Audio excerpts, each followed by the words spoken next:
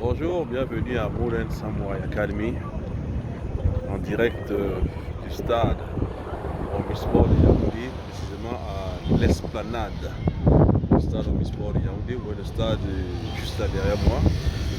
Ici, cette esplanade sert de parking officiellement, mais en réalité, il sert aussi de lieu de sport et loisirs, et parfois aussi la formation pour certains qui font les cours d'auto-école.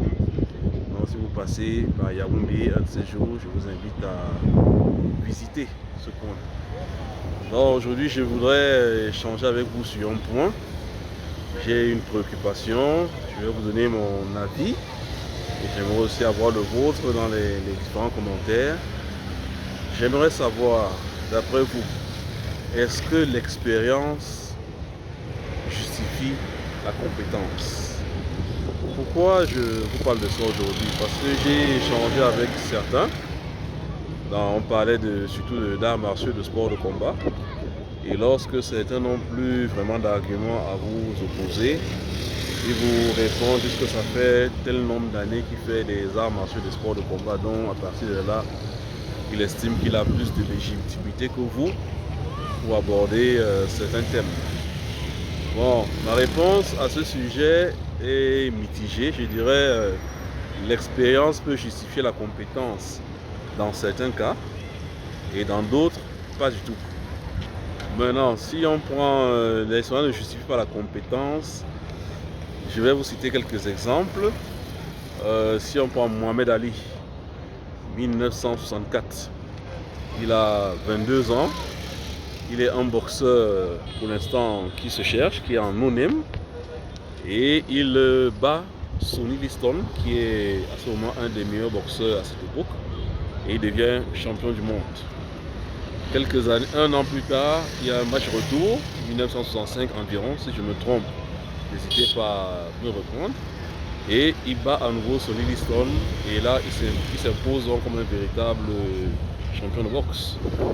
Si on prend Mike Tyson, 1986, 20 ans, il bat Larry Holmes, qui quelques temps avant avait battu Mohamed Ali de la façon la plus humiliante qui soit.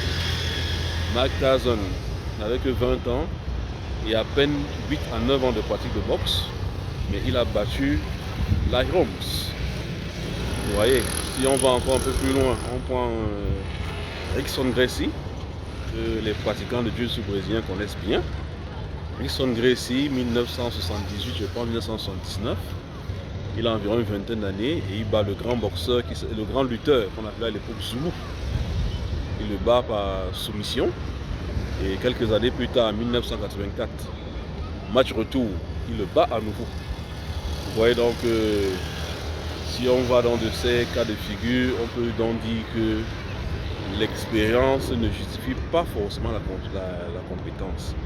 Mais toutefois, ça peut aussi être vrai que l'expérience justifie la compétence. Je vous prends quelques cas marquants, quelques cas forts. Je prends un boxeur qu'on appelle Mayweather, qui a été invaincu durant toute sa carrière. Mayweather a été invaincu. Je vous ai aussi parlé de Rickson Gracie. Lui aussi a été invaincu officiellement en MMA. Officiellement, Rickson Gracie a été invaincu, je crois, sur 11 combats. Je pense bien, oui. Qu'est-ce que ces pratiquants avaient de si particulier? Ce qu'ils avaient de si particulier, c'est que ils avaient un style de combat qui leur était propre. Si on prend Rickson Gracie, par exemple, c'était un style orienté purement sur le corps à corps et travail au sol, essentiellement. Mais Rickson Gracie, par exemple, a réussi à adapter son style à tous ses partenaires. Je dirais même imposer son style, je dirais même. Si vous prenez son dernier combat, pour moi qui est le plus emblématique, son dernier combat contre Funaki, je pense bien, Masako Funaki, quelque chose comme ça, en l'an 2000, je crois juin 2000, quelque chose comme ça. Il a battu Funaki, qui voulait faire du pied pour un sol, mais il n'a pas pu le faire parce que Rickson Gracie a réussi à lui imposer son style de lutte. Lui travaille au sol et là finalement soumis. Mayweather aussi pareil, c'était son style de boxe. un style de boxe assez particulier.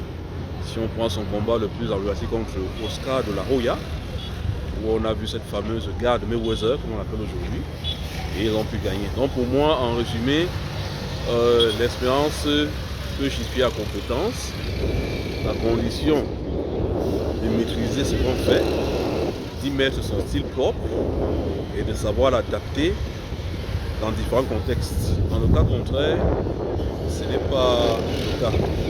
Donc j'aimerais avoir votre avis sur la question.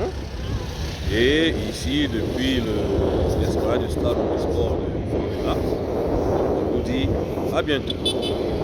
Et on peut admirer un peu, c'est beau là, vous voyez.